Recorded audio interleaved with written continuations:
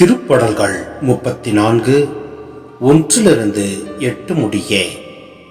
ஆண்டவரை நான் எக்காலமும் போற்றுவேன். அவரது புகழ் எப்பொழுதும் என் நாவில் ஒலிக்கும்.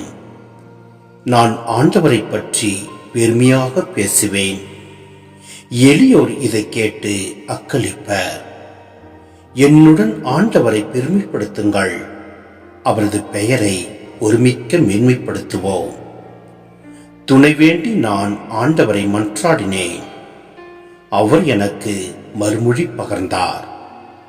எல்லா வகையான அச்சத்தினின்றும் அவர் என்னை விடுவித்தார்.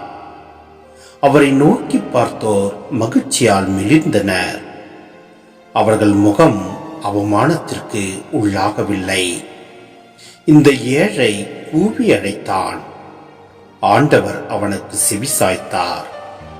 அவர் எல்லா நெருக்கடியினின்றும் அவனை விடுவித்து காத்தார். ஆண்டவருக்கு அஞ்சு வாழ்வோரை அவர் தம் தூதர் சூழ்ந்து நின்று காத்திடுவர். ஆண்டவர் எத்துணை இனியவர் என்று சுவைத்து பாருங்கள். அவரிடம் அடைக்கலம் புகுவோர் பேறு பெற்றோர்.